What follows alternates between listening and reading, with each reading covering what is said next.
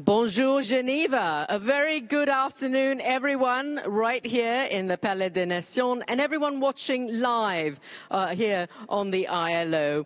I'm Sharanjit Lail, and it is a great pleasure and privilege for me to lead this next panel, which is a global coalition for social justice panel that will be looking into responsible business for inclusive and sustainable societies. Now, we all know that sustainability isn't just about climate change and climate targets and ESG checklists. It's about people. And today we're exploring how responsible business conduct can help create a more inclusive society and inclusive economies where workers thrive, not just survive. So let's hear directly from the people shaping this agenda. We want no long speeches, just sharp insights and straight talk. So let's get diving straight into it. We have this incredible panel made up of government representatives, of course, international institutions, workers' representatives, employers' representatives, and academics, as well as the private sector. So a great panel joining us today, and I will take my seat and get started.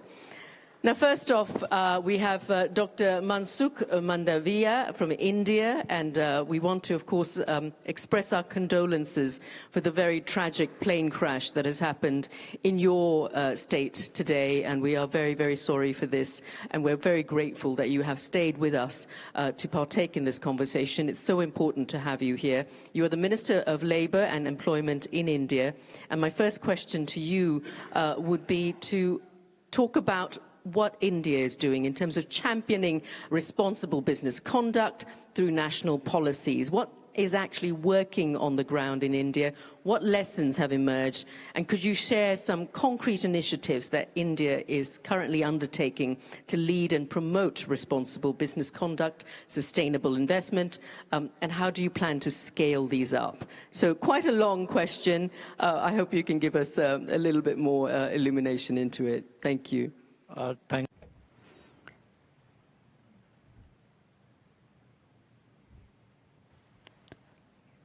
Firstly, the plane crash tragedy that has happened in my country has happened in my home state. I express my sadness and grief for this.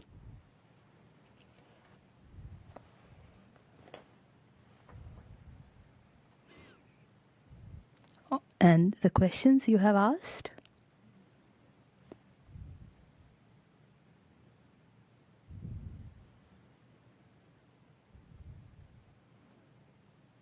In which about sustainable development and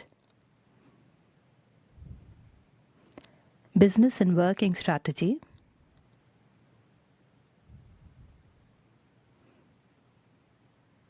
the labor reforms that we have made in my country, and with development we have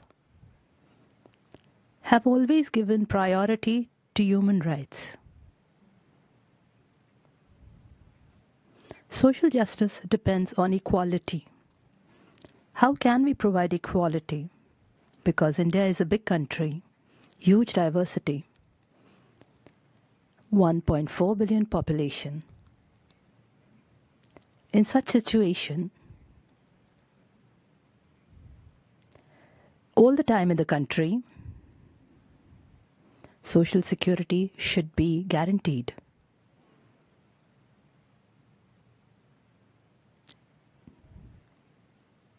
And the lower middle class, particularly below poverty line.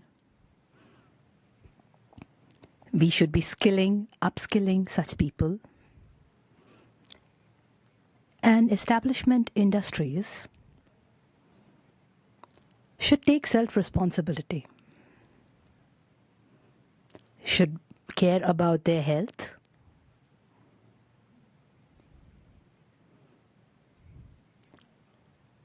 the things needed for their sustenance and decent work.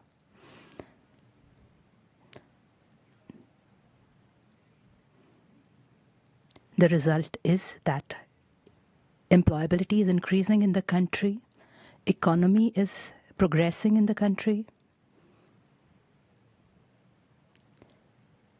Today, India is doing 6 to 7% economic growth.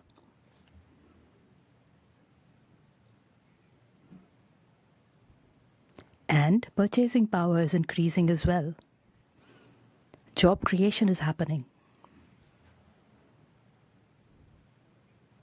Meaning, we are passing on developing pathway. At such time, social justice is very important. When we grow with speed at such times, the rights should not be violated of the lower level of workers. Everybody works jointly towards this.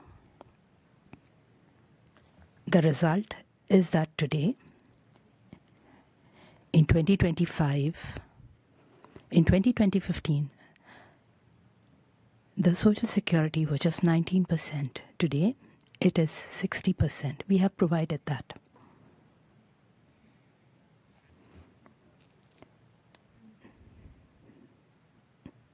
India is a federal country. State government and central government provide social security at their levels. The Indian government has shared data of 8 states with ILO securely. Employment and social security has reached 64%.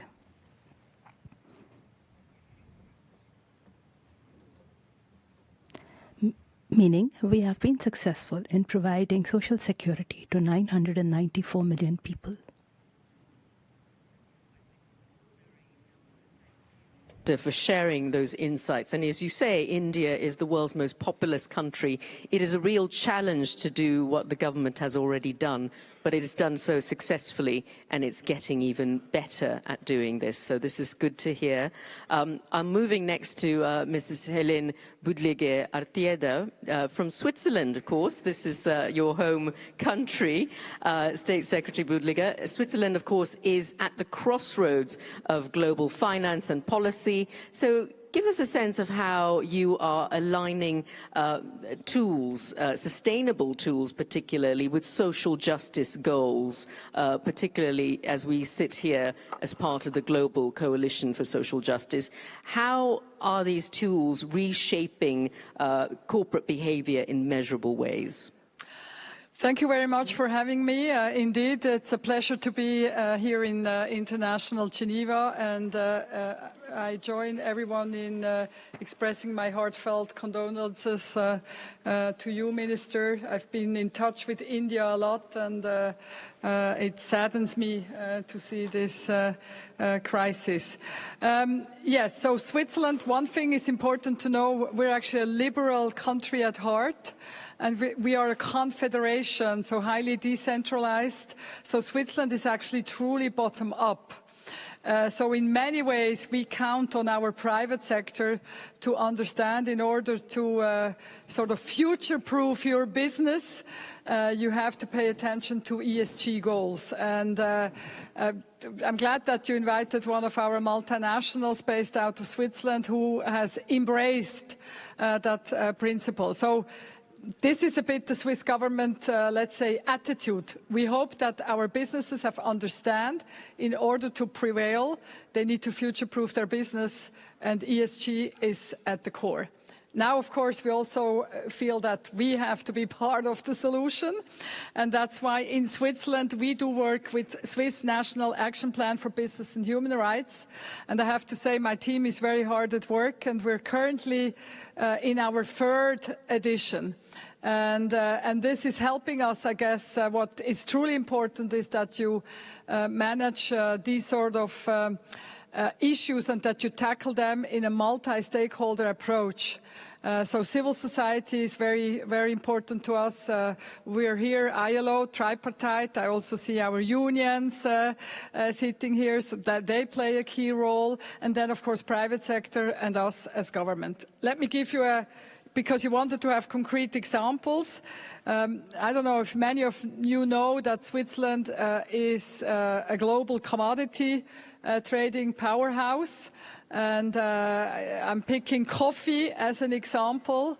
I don't know if you're aware that 50% of global coffee trade actually goes through Switzerland, and we feel that we have, a responsibility together with the private sector to the coffee farmers in the different areas where coffee is coming from. Clearly, no coffee growing in Switzerland, and so what we have done, we have enabled as government a coffee platform where actually all these stakeholders come together and together have agreed on a plan.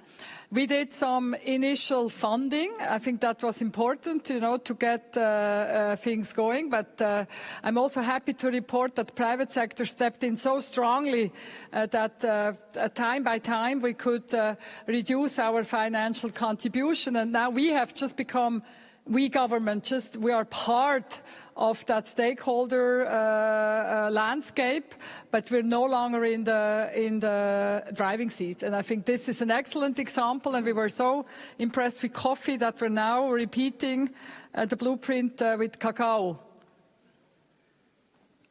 That is truly excellent to hear, the kind of progress that you've made, obviously taking the lead when it came to enabling that platform, that crucial coffee platform, but now taking a back seat because the corporates have taken over and the rest of the industry has taken over. So that is so good to hear.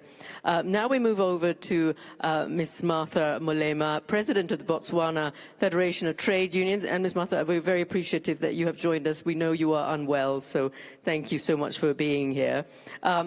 Now let's bring this to the shop floor, because we know that responsible business is crucial, but how has the responsible business agenda helped unions like yours, the BFTU, advance real improvements in workers' rights? And what's the impact so far that we've seen on Botswana's workplaces? Thank you very much, Madam Moderator. Let me also extend my sympathy to my brother, for the people and to the people of India for the tragedy that just has befallen them.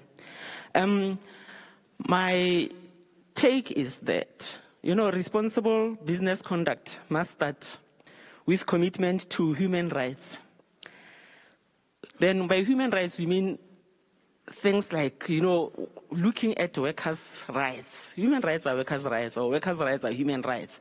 You cannot be in a good and responsible business when you don't observe and adhere to workers' rights. So it is important to see that there are rights, that is the right to good livelihoods, to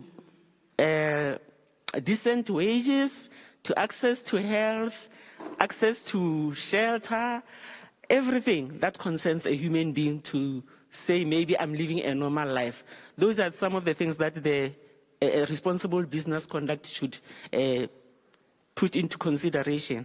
So as trade unions, we are at the forefront. We are the ones who are responsible to see to it that we train the workers that we are leading so that they can know these things. Because at times you may find that their rights are being violated, but because they have not been educated on those, they don't know what to do. They are not even aware that their rights are being violated. So it takes us to the point of having to see to it that our shop stewards, they do the work at grassroots level, at rank and file, to teach our members that everything that is not supposed to be happening to you is a violation of your right, and it should not be allowed. So all these things, they go hand in hand with what you want the government, or maybe at national level and also at international level, to see to it that there is legislation that is enforcing these human rights, especially on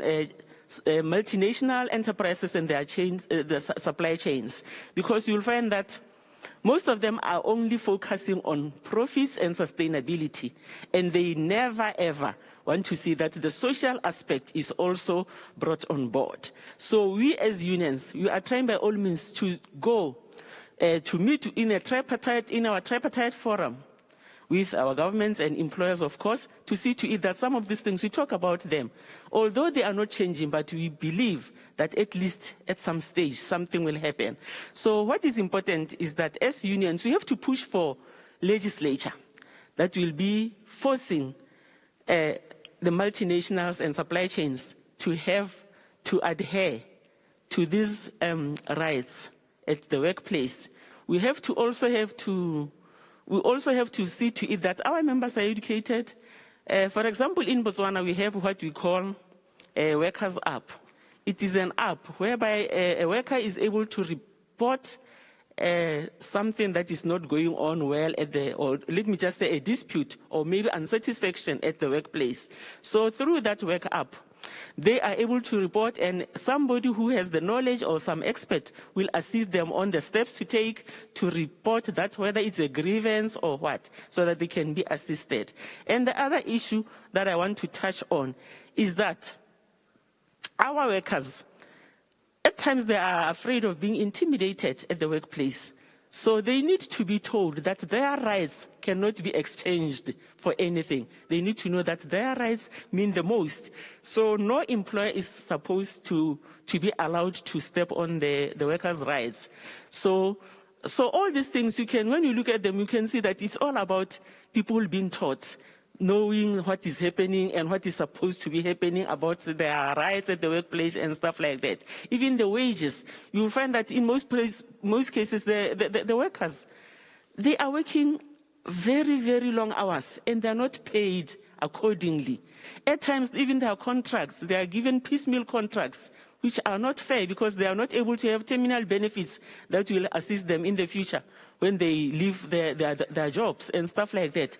And we know that in Botswana, or like the rest of Southern Africa, or the global South, especially Southern Africa, the population there is very young. About 70% of our population is the youth. So if you allow things like this to happen, then you are going to have a challenge of our youth being unemployed, or maybe having them working precarious jobs and having them being the employed poor and stuff like that. So we are not going to sit down as trade unions and allow that to happen. We will push to our government, we'll push our governments all over in the region to see to it that we sit down as a tripartite and have laws that are enforced to make sure that their rights are not violated. I thank you. Thank you, Ms. Molena. And it's so crucial, as you say, educating the workers about what their fundamental rights are is crucial. It's a crucial first step. And of course, being able to work with all the tripartite partners, as you say, that's a clear message from you. We move over to Mr. Dato Syed Husman, President of the Malaysia Employers Federation, representing the employers here. We'd love to get your insight on how we know that SMEs are very much a part of the Malaysian economy. In fact, they're part of the global economy, we've heard. They constitute a good portion of global business around the world. It is the backbone. But SMEs often struggle with compliance and capacity. So how is your organization, the Malaysian Employment Federation, helping small businesses meet their responsible business standards? And where are the biggest opportunities and pressure points right now? Thank you for the question. But before that, my condolences to the Excellency. I feel very sad too, because Mera Dada Dadi Hyderabad sa hai. So I can feel for it. Thank you, sir. I think as far as MEF is concerned, we are the national federation in Malaysia, where we represent about 70,000 employers with a total of about close to 6 million employees on a total working population of about 17 million. And that gives us about a 40% representation, which then brings us to at a very high national level.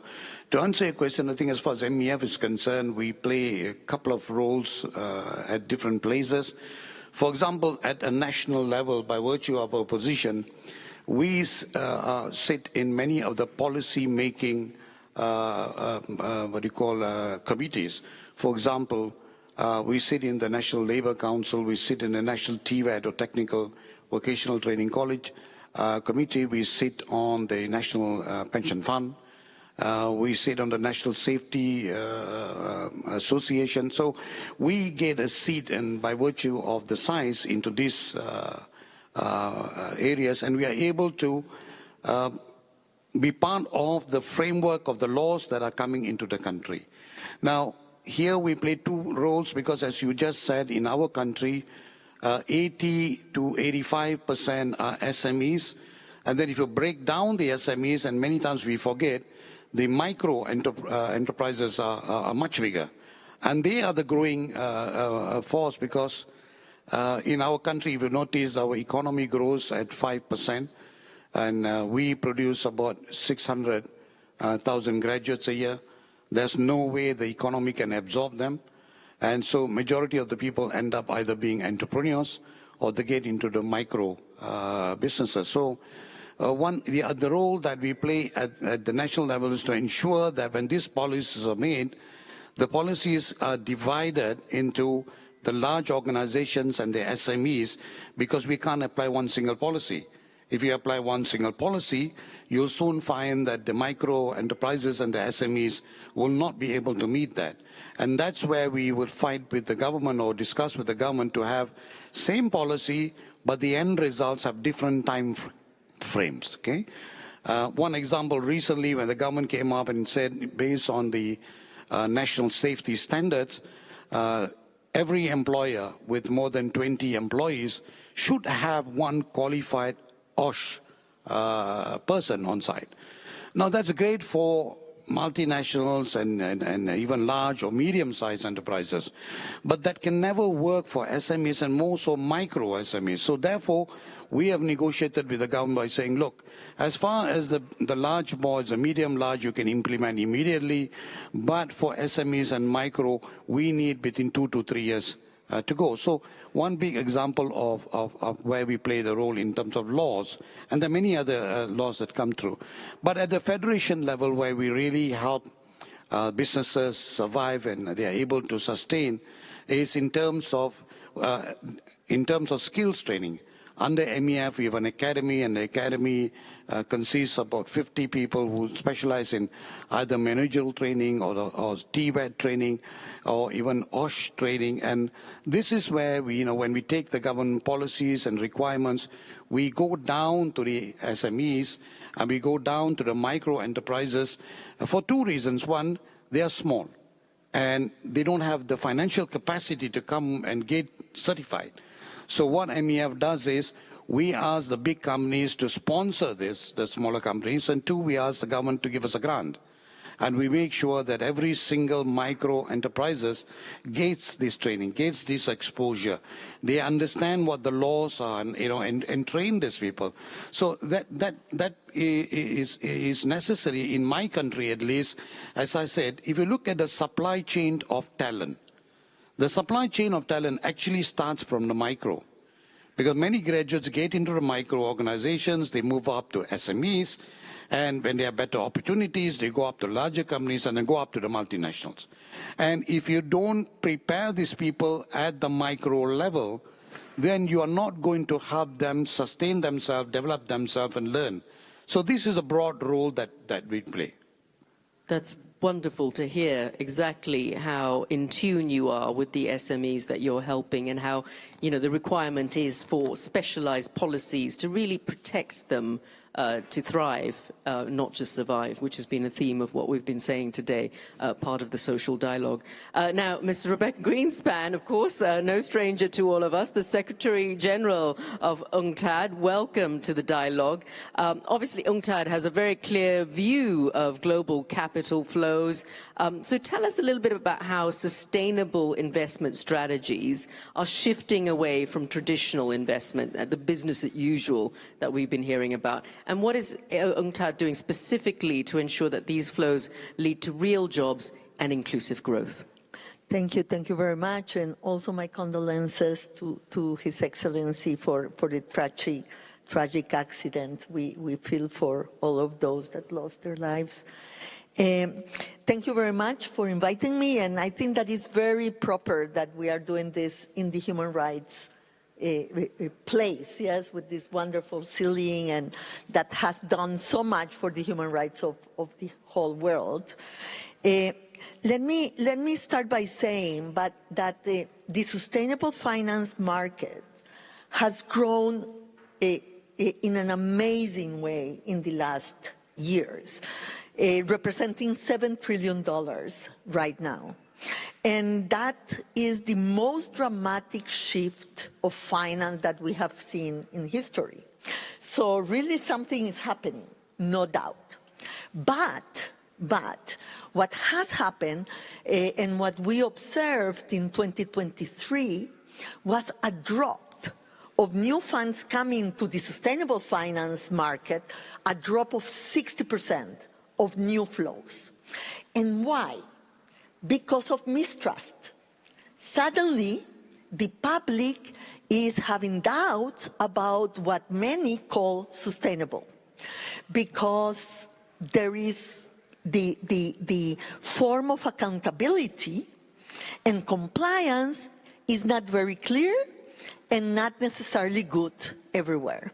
So what we have seen is like a pushback from the citizenship that is trying to put their funds in sustainable funds in the belief that they are putting their funds in what they think is sustainable and that there is some cheating going on. And so that has hurt the industry of sustainable development.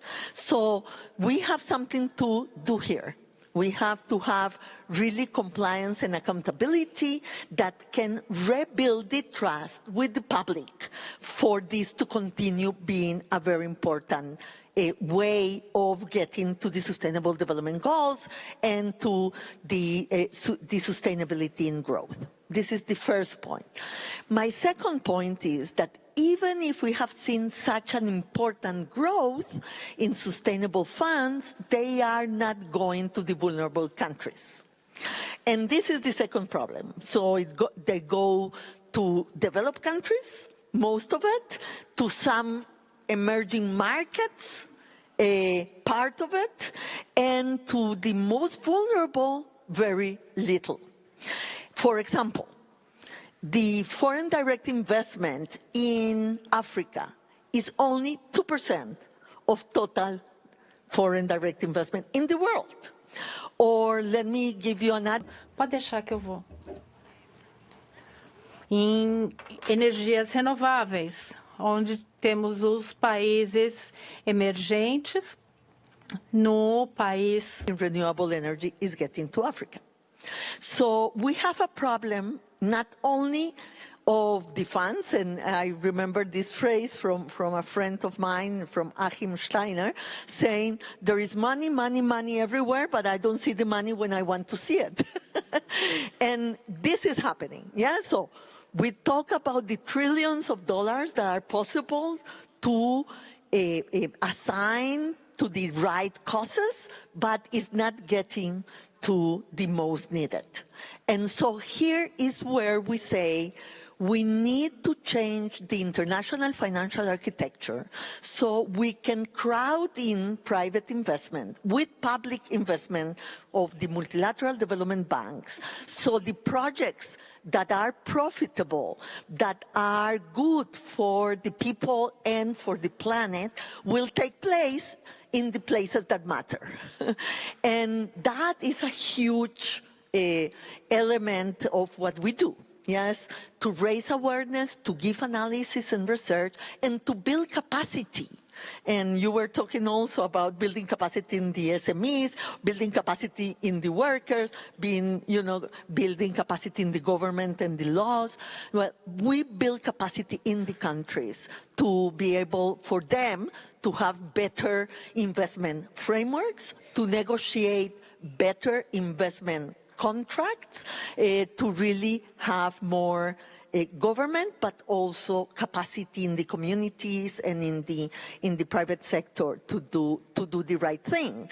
But it's not enough to do the right thing at the national level. We need systems that will allow the national level to really thrive, and that's why we also talk about and discuss the issue of debt, of the financial architecture, and where the funds are going so they can go to the right places, to the places that really need it. Thank you so much. So UNCTAD really plays a crucial role to ensure that really those $7 trillion worth of funds in sustainable investing are being distributed correctly to the people who need it most, as you say, Rebecca Grietspan. Thank you so much for that, Secretary General, really insightful. I can move on to Nathan Sussman now, the Director for the Center for Sustainable Finance from the Geneva Graduate Institute. Welcome, Nathan. And, you know, we talked about the money. We talked about that $7 trillion that the Secretary General just mentioned. But could you give us a sense of where this money is going? We know ESG ratings are truly driving investment decisions, but are they truly effective in pushing companies to respect workers' rights, for one thing, and to support decent work? Or are we still too focused on risk rather than impact? Okay, so thank you very much for the invitation, and I express my condolences, Your Excellency, and to the people of India. This is a very deep question, and I think we've heard from the panelists and that preceded me already. We've heard a few solutions, but let me start with the end goal and then try and kind of move us forward and backwards or forward in time. So we all know that advanced economies, very successful growth rates are basically respecting, for the most part, again, that as always can be better, decent work, workers' rights, safety hazards, etc. So we know that in the grand scheme of things, there's no substitution or a conflict in a big sense between preserving and protecting workers and working for decent work and growth and wealth and well-being. So we know that this is not something which is unachievable, and there's no contradiction between the two goals. But the problem is, how do we get there? And in the short run versus the long run consideration. So let me give a quick example. Excuse me, I'm a professor, so I like to give these examples that are from the stuff I teach. But think about pension. Everybody knows that they need to save for the days when they retire. It just makes perfect sense. You ask, I mean, nobody would disagree. Almost nobody would disagree. But in practice, without regulation, without state intervention, people wouldn't save. Most people wouldn't save. So this is the kind of the contradiction between the short-run incentives and the long-run incentives. So the way we have to kind of structure the move forward with sustainable finance is basically to keep the long end, like the example of the pension, in focus and design the system to get us there. And unfortunately, in the personal case, but also in the corporate world, the short-term incentives of managers, the way they're compensated, the way the markets compensate them, contradict sometimes the long-term goals. So the move towards, so therefore we need, in terms of achieving the sustainable goals, instead of harnessing sustainable finance, and by the way, finance is just a tool, and it's a very powerful tool. And it's up to us as a society to direct it to achieve the right or the correct results. It can do bad, it can do good. There's nothing bad essentially about finance. It's just that we have to direct it to the right space.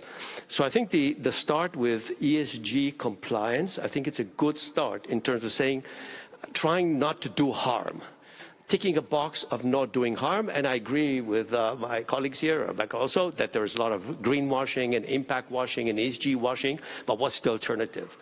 So you have to get started somehow. And I think by now it's become a norm, and I'll let my colleague from Nestle speak about that later, but now it's kind of a corporate norm, and of course people like to cut corners, there are short-term incentives, but now it's embedded.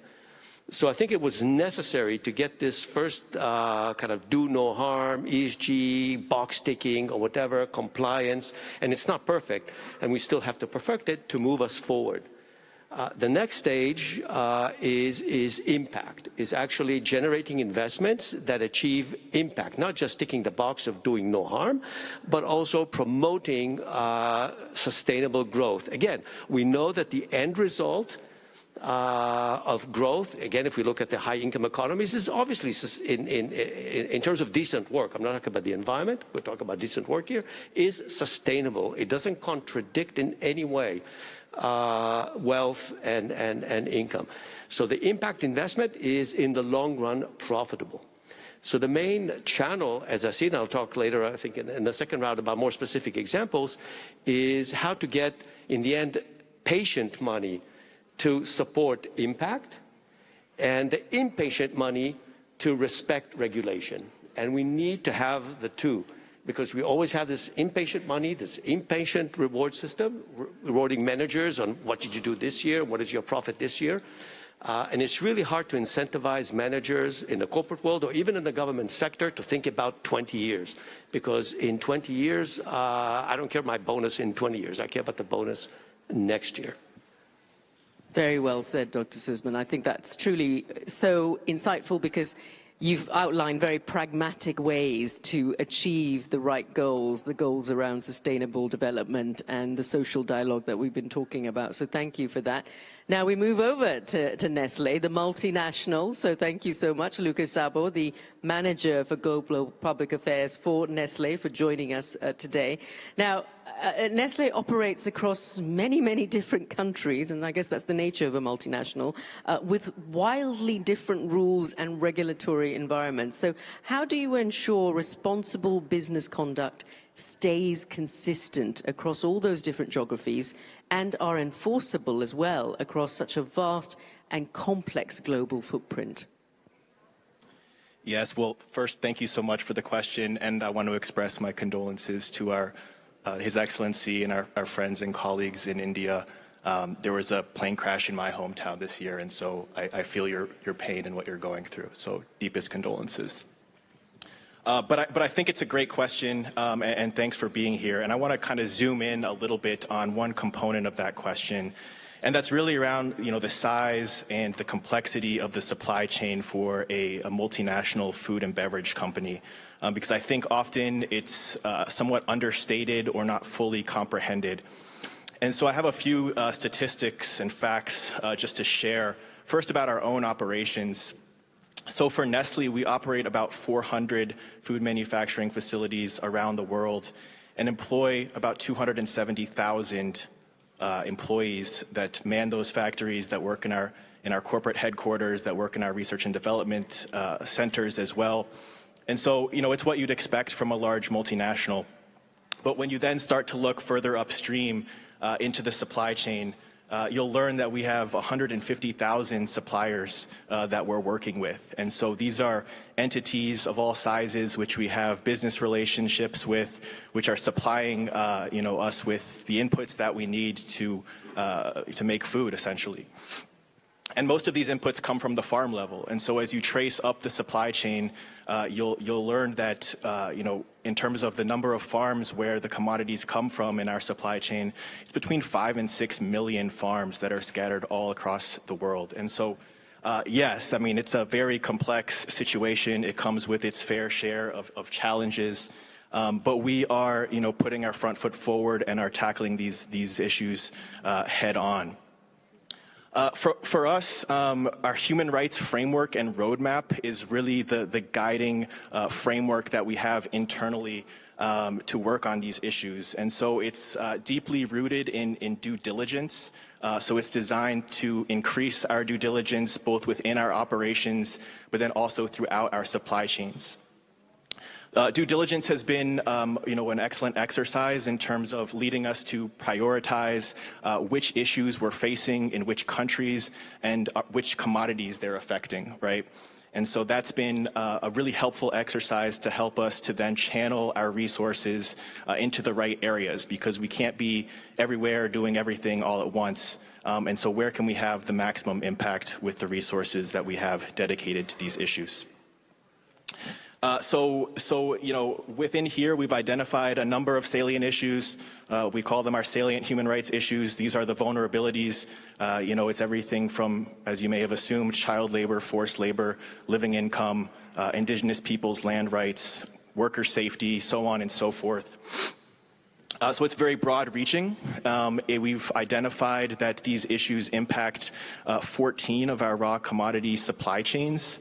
And so for us, cocoa and coffee are two of those that we are part of the reason why we're working so closely with the Swiss government and other entities around the world to really address the issues within these commodities specifically.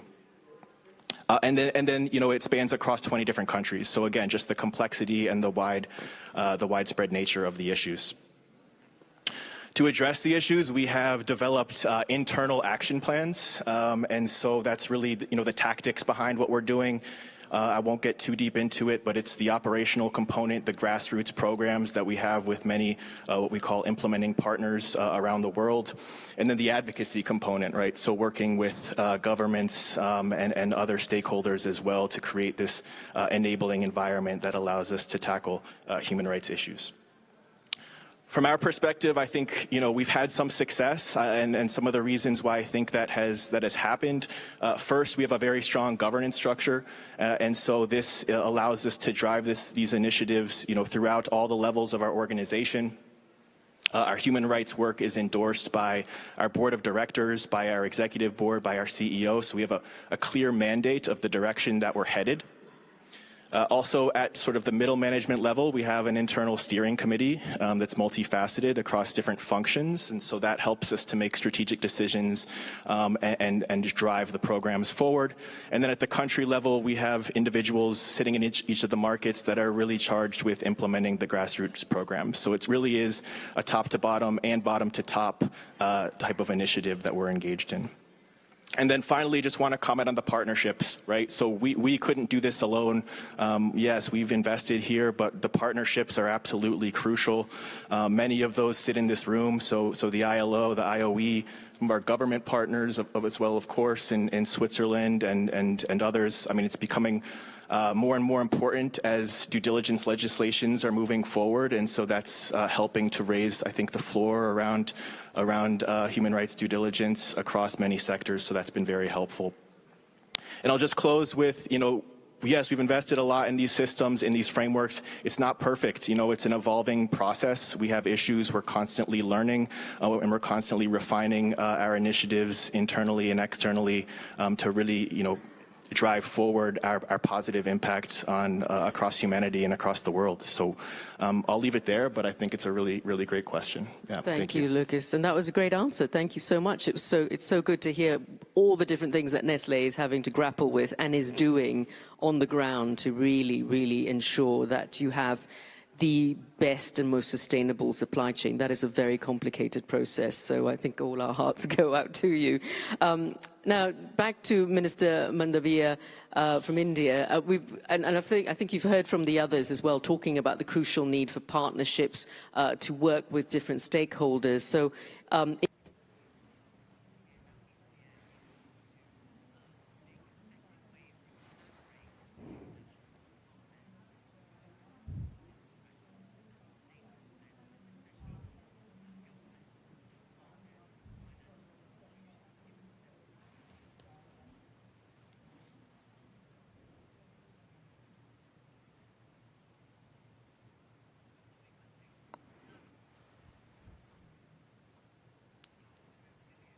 In every country, for development and for inclusive development and for sustainable investment, each has its own way and model. If I tell you about India, India is such a country where it has its own traditional model. To address any issue, it's not necessary that each country addresses it in the same way. Every country addresses it in separate ways. The goal should be that we work for the benefit of everyone. The goal is there is progress for everybody. Labor, industries. We progress in the route of sustainable investment. Investment should be there, but it should be sustainable. We discussed here that investment has a lot of opportunity. But Africa has it too, for example. But how to encash it? The resources are different. For example, India has solar energy resources. There's diversity.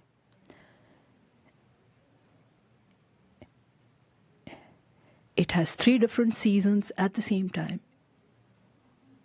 If you go to Himalaya, it is cold. If you go to West India, it is 47 degrees, 50 degrees temperature. You go to South India, it has rainy season.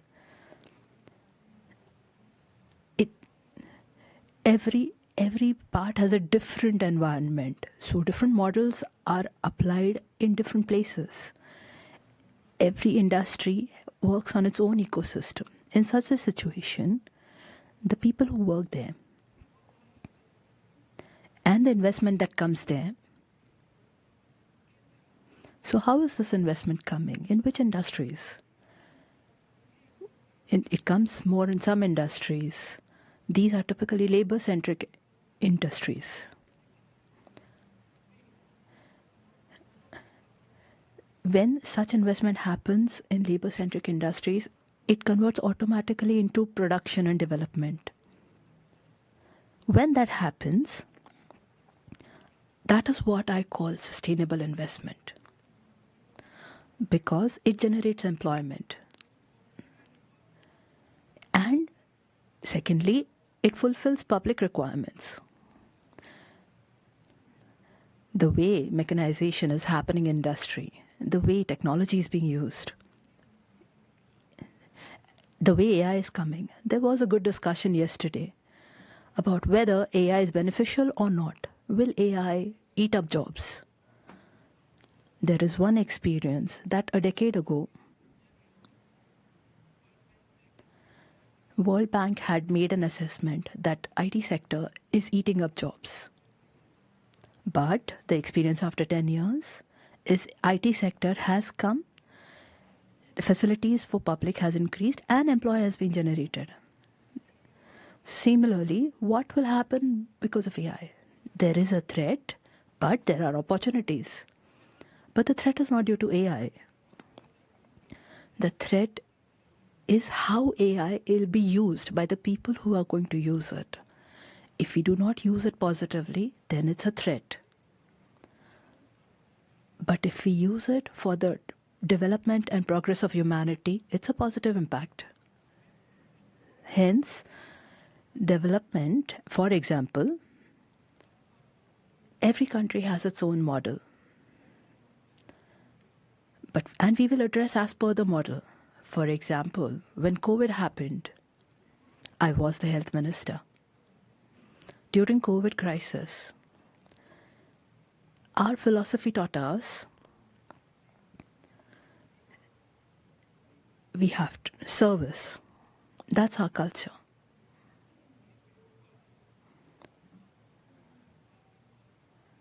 At the start of COVID crisis, when I was talking to the world would reply, India is a big country, diversity, has poor infrastructure, it will not be able to manage. The world calamities will be dependent on the casualties that happen in India. Finally, what happened is per million, the least amount of number of deaths were in India. We saved the country. What kind of model did you adopt? Our model was our doctors, nurses, paramedic staff, corona warriors. We encouraged them, their sense of service. We awakened that. Many doctors, nurses, paramedic staff lost their lives, but they did not leave their duty. They saved the country. That was our model. So every country has its own model to progress. It's my personal opinion that the goal of the whole world should be progress and development of the world, of social justice. It should be labor-centric. Labor is what creates those buildings, for example. It's their effort that has created this table. It's their sweat that has input. It's dignity, its well-being. That is important. They should get their rights, their salaries, their remuneration, social justice. This feeling is what should be working towards, and every country has its own model for that. Precisely how India has obviously surmounted some of the many challenges that it has faced over the pandemic and other challenges to come together, because social justice is such a crucial theme, and it's something that your government is putting into play. Now we move back to Switzerland here. We know that trade investment policies, they come under increasing scrutiny from the media, from the public and elsewhere. We've talked about sustainable versus traditional investing. So tell us a little bit about how Switzerland is trying to push this practice. And I know you're doing quite a lot with India as well. So perhaps you can talk a little bit about that. Exactly. Yes, thank you very much. Switzerland, we're 9 million people. We're the 20th largest market economy. So foreign direct investment is the way to get there. You know, we have a great domestic market, but with 9 million, you cannot become the 20th largest market economy. So we have been traditionally for decades a foreign direct investor. Actually, in fact, wherever I go, Nestle usually has been in the market for more than 100 years, and they're by far not the only Swiss companies. Now, we expect Swiss, that sounds like a logical thing, but sometimes I really have to say it. We expect Swiss companies to follow the law in Switzerland and to behave responsible. So why would I not expect that with Swiss foreign direct investment? It's exactly the same, and that's why it's really important that we drive this at a global level. Now, I want to give 2 concrete examples of how we believe that Swiss investment abroad can really make a difference. I had the distinct honor, and he was actually in a different portfolio. So we met in Delhi in his office when he was public health minister to negotiate a free trade agreement, the TIPA, with India. And you know, India, 1.4 billion population, us 9 million. It's very difficult to create the balanced deal. And we were going back and forth, and the most difficult question was, what's in it for India? And at one point, you know, discussing the young population, the hunger and appetite also of a growing middle class, I thought, well, what do we do well? We do FDI. So let's put that on the table and let's link that to market access. So Swiss private sector, you know, it's a free country, so, but the Swiss private sector stepped up and said that they're willing to pledge 100 billion foreign direct investment, US dollar, for the next 15 years, and attached to it, which is really key for India, 1 million jobs. Now, these jobs are not just jobs, because Switzerland competes on innovation, quality, precision, and that needs skills. And together with some of our neighbors, we're very well known for having vocational educational training that works. And so we're very much also talking to ministers to see how, you know, that it's a great opportunity for Switzerland. Don't get me wrong, we're getting market access. It's a great market in India, but we want to be part of what India's youth needs. And this is one of the examples how we're driving it. And I look very much forward, Minister, to work with you now in your new portfolio when actually these 1 million jobs are being created. The second example is Ukraine. My government is committed, like many in here, to assist Ukraine in the reconstruction process. And if you speak to Ukrainians, they tell you it should happen now. We cannot wait until, hopefully, peace comes soon. Now, my government does the traditional humanitarian aid, different cooperation initiatives, and that's great. We've given us a time of 12 years. We're committing a considerable amount of Swiss taxpayers' money. But then at one point, you know, we will probably step out. And so we thought the best would actually be if we could get Swiss private sector to go to Ukraine and create jobs. Because what Ukraine needs to, not see his economy, which of course naturally is affected, completely collapse, is jobs. Because jobs create consumption, they create income, consumption, they pay taxes, and this is how you can actually push an economy to go through really an adverse time. Now, to tell somebody from Switzerland, why don't you enter the Ukrainian market?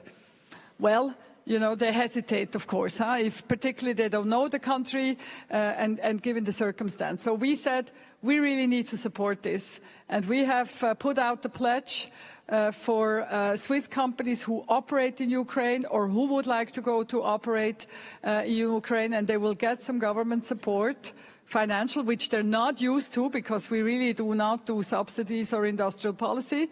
But in this case, we felt it was important that we do it. And of course, we ask for them to create jobs, not for Swiss people, but for Ukrainian people in Ukraine, and with that, bring some development aspects, skilling typically, but there is many other things that Swiss companies can do. And this is, I think, win-win-win, for Ukraine, for the local population, but also for the Swiss companies, because they're gonna discover a great market, which will hopefully prosper once the war is over, and they're gonna be early in Ukraine and will probably take a benefit out of that. Excellent points, and what great strategic policies those are in order to benefit not just Switzerland but the other countries that you're in partnership with, India, including Ukraine as well. And let me just say, we're growing our own markets, because if people are doing well, if you're export oriented, I want everyone to do well so they can buy our products. And as we do not compete on price and mass. Brilliant. Thank you for that. They need income. Yes, wonderful. Good to hear. We are running out of time, so I'm going to hasten the questions a little bit. But let's go to, obviously, our employment labour representative, Ms. Mulema. We know partnerships are everything. And of course, you represent a trade union. So tell us which global or regional alliances, including coalition partners that are amongst us here, do you think are really essential to deepen business contributions to social justice in the area that you're in Southern Africa?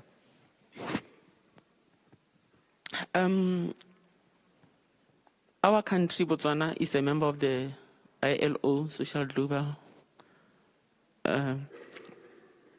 Coalition. Now, it's important for us as a country, or especially as workers, to know what is happening with all these global institutions that we are aligning ourselves to, so that we can know where to invest our, for example, if I might talk about our pension funds, because as workers, pension funds are our money. That is our money. The pension fund is the workers' money. So in most cases, you'll find that as workers, we don't know that we are the ones who own that money. We just allow our funders or fund managers to handle them in any way, anyhow. So I want to say, as workers, it is very important for us to know where our money is being invested, how is it invested, and what is it supposed to bring, what returns is it bringing. So it is important for us to know the global coalitions that we are aligning ourselves to as workers. And that can only happen if we, again, do that in tripartism, because if we don't, because as workers, we cannot do these things alone. We have to do them at national level, because they are the ones who are in touch with their fellow or their counterparts in the global fora and other things, okay? Now, I want to stress a lot on the issue of pension funds, because as a worker, my main worry is about our funds as workers, because you'll find that workers are not well represented in the funds management, although they are the ones who own the money, and many workers don't know that they own that money. you'll find that in a fund, the managers will be having like board members, and among those board members, there'll be like 2 people from the workers' side, and the rest will be from the government and the employers and the private sector. To find that, you'll find that that is not fair. And again, I'll go back to the question of workers having to be educated to know these things, because if they don't know them, they will not know what is happening with their fund. And this is where we find, for example, our money as workers being used to fund illicit financial flows, things that are not supposed to be funded by us, and to fund money laundering, terrorism, and stuff like that. So we have to be extra careful, and we need our governments, we need our employers to take us on board, to know what is happening with this. You know, trade unions must play an aggressive and transformative role in aligning these investment vehicles, such as pension fund, to environmental sustainability, social responsibility, and sound governance. Pension fund is about justice. It should be about transparency and accountability to the workers who own these funds. And again, like I said, trade unions must advocate for transparency, and pension funds must disclose how they are managing ESG risks. Governments must assist by requiring reports, because if there are no reports, nobody will know what is happening. So everything will be done in a haphazard way without clear data and accountability. So ESG becomes just a marketing tool or label. The union must engage fund managers to embed ESG principles into the investment decisions. So we also advocate as trade unions for stronger worker representation in governance and for the integration of social performance metrics such as decent wages, non-discrimination, and safe workplaces into the investment screening processes, because we don't want our funds to be invested in institutions that we have not been screened, that we do not understand, because at the end of it, it is us workers who are suffering. For example, you find that in most cases, workers, especially in my country, Botswana, they are working, they are in the pension, they have the pension fund, but they are not able to get anything to assist themselves whilst they are still alive. They only get the money when they are dead, after living for many years as destitutes. So those are some of the things that you want to... Thank you. Yes, those are some of the things that you want to be looked at internationally. It's a very long list, isn't it? But we're running out of time. It is a very long list. So I'm conscious of the time. Okay, thank you very much. Thank you for that. We are so interested to hear what's happening there in terms of what trade unions are doing. And as you say, pension funds are really crucial. And the idea is we need to educate the workers so they are aware that this is their right. Now, Dr. Syed Hussain, let's talk about voice and representation. What role do you see for an employer organization like yours in promoting social dialogue, freedom of association as core pillars of responsible business conduct? I think as a national federation, you are basically involved in championing these concepts, because smaller organizations like SMEs and micro-organizations or enterprises do not have a platform or do not have a voice. Yeah, so it becomes your responsibility and your duty to make sure that you are able to voice for them for what they need, and to ensure that they have the capabilities to sustain their business, they have the capability to have a decent life, they have a capability to have decent wages, and most importantly a safe environment. And I think federations like us play a role. But more importantly, I think I must give credit to IOE, because I belong to employers organization. IOE, is an organization where, we truly share our experiences, and we share our successes. We also share our failures, because I think you learn a lot more from sharing the failures, because countries like mine, which are very small, and when we want to introduce something, if you don't have shared experiences, in many sense, you fail, because the devil is in the details. And this is where IOE has, has a concept whereby all these successful data are kept, and as member states were able to tap into these details we are able to call on ILO to give us the experts that can come down and work for us. And what gives us the strength in our country is being part of a well-organized association like IOE and having full support from them to make sure that whatever we do in our country is successful. Thank you. Thank you for that. And we did have Ms. Janahi on the earlier panel from IOE outlining many of those crucial issues that you just mentioned as well. Now, to Ms. Greenspan, we know SDG finance is really it's starting to fall short, as you mentioned, that $7 trillion not getting to the right places. So what bold moves should governments really make, and investors as well, for this year, 2025, to truly unlock the capital required for sustainable enterprises and inclusive employment? It's a big ask. Yeah, well, yeah. I don't know if I have all the answers, but let me first say that we need trade and investment to grow, and developing countries need trade and investment to grow. So if trade is so uncertain as it is today, it will hit, developing countries, and so we will have less space for the SDGs. Trade is essential for the small and medium-sized economies to be able to thrive.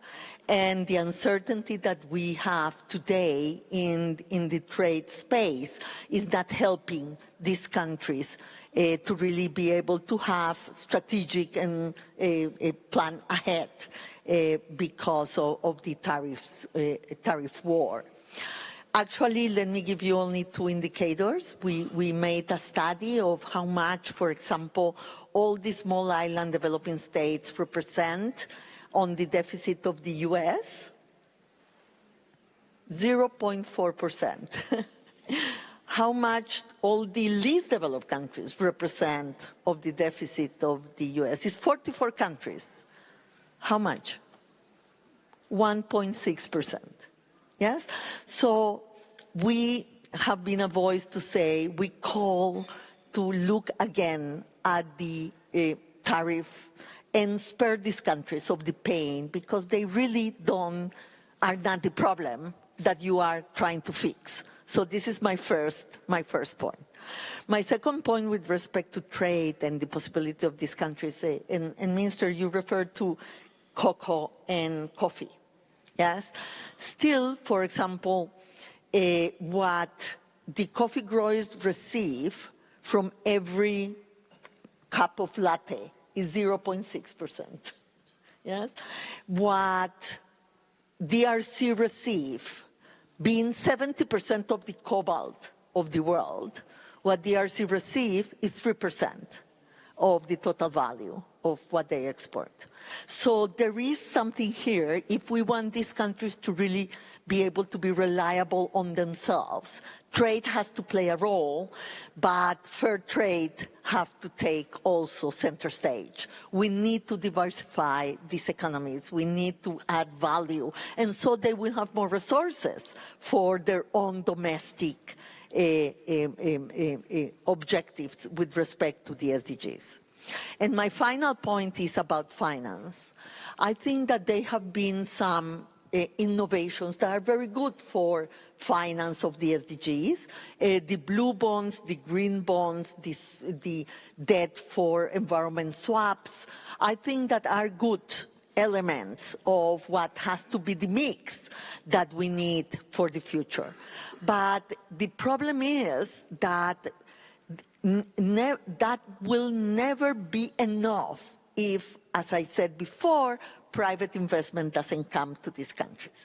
We need to blend public and private investment. So we need the instruments for de-risking, we need the instruments for guarantees, and for that we need the international system to respond accordingly to those needs. We see good steps in the right direction, and I think that it can help, but the problem always in these things is scale. Yes, we need scale to make the tide change. And that's why we think that multilateralism is so important, because this will have to be a collective effort. No country alone will be able to solve it if we don't have the right frameworks in the multilateral system to be able for it to work.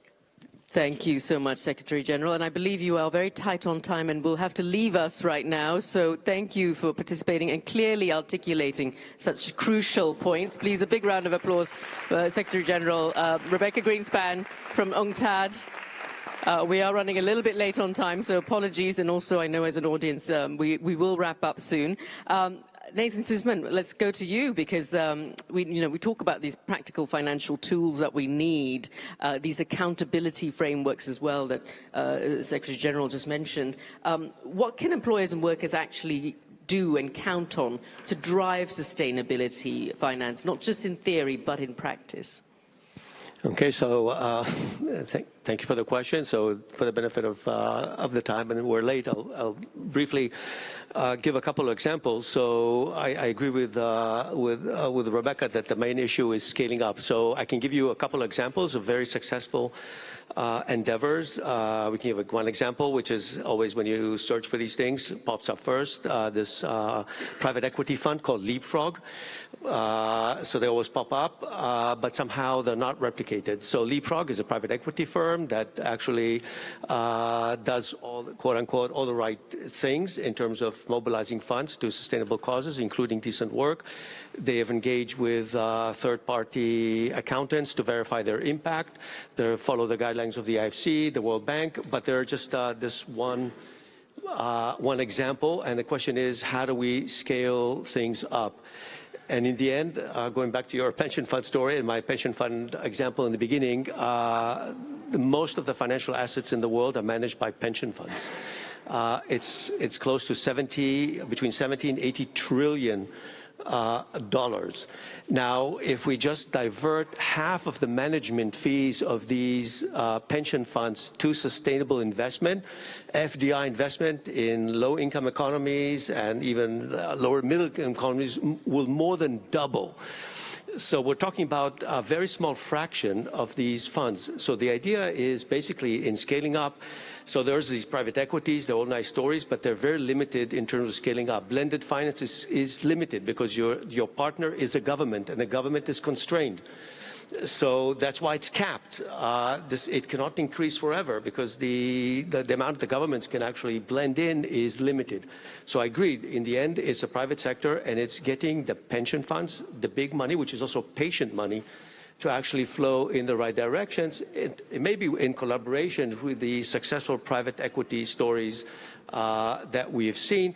The idea is for the pension fund managers, again, talk about regulation, is tweaking a little bit the regulation of pension funds, allowing, for instance, say 1% of your portfolio could be illiquid or mark not to market, but mark to book, in a sense that these are very long-term investments. So these are small regulatory changes that affect maybe 1% of the portfolio, or even 0.5% of portfolio would be a good start in terms of mobilizing funds to the right causes. And there are many ways to do that. And there's a private equity. We can create SPVs, which actually can leverage more government or third-party or IOs commitments together with private money.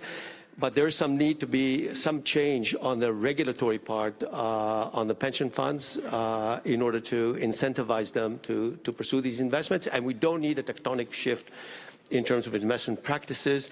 As I said before, just half of the management fees would already make a huge impact in the world. Thank you so much, Nathan. That was truly insightful. And again, you know, it really does go on to exemplify what can be done if you just take these tiny little tweaks and little steps to ensure that it is far more equitable for everyone involved, particularly the workers. Now, Lucas Sabo, you are going to have the last question because we are running out of time. And it's actually a question that relates very nicely to something that was already mentioned earlier by Dr. Syed Hussain, which is all around the SMEs. And you talked about the supply chain issues earlier, how difficult they are in terms of regulation. SMEs, we know, are often squeezed by regulations aimed at very big players. So how is Nestlé helping its smaller suppliers meet due diligence demands and turn that into real progress on inclusive growth and SDGs? Yeah, thank you. It's a great topic, and I'm glad we're zeroing in on SMEs here. So I mentioned in the first answer our supplier base, 150,000 suppliers. The vast majority of those are actually SMEs, and so it's a crucial component of our supply chain. And really what's key for us among these suppliers is bringing them along in the journey of due diligence. And so we need our suppliers to be implementing their own due diligence programs. I think oftentimes, the logic goes, if they're smaller, there might be less risk. But I think that we've actually found in some cases, the opposite to be true as you start to move more into the informal sector, as you start to move more into family-owned operations, some of the lines start to get blurred between, good practice and potential infractions there. And so there's a real importance to focusing due diligence in on some of these SMEs as well. So that's very important. We need to have our suppliers with us. That's why we as Nestle have incorporated due diligence clauses into our supplier contracts. So this is no longer, a nice to have or a recommendation, but this is a standard that we are setting, an obligation, if you will, where, if entities want to do business with Nestle, these are the expectations around human rights due diligence that we expect.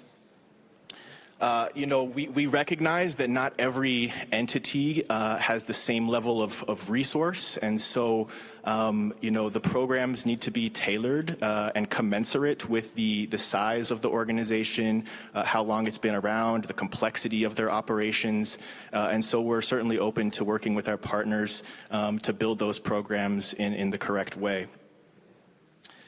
And then, we have these clauses in the contracts, but it's not as if we, set the standard and then walk away and let our small, medium enterprises sort of figure it out on their own. No, that's not something that's going to work for us. So we really work hand in glove with them.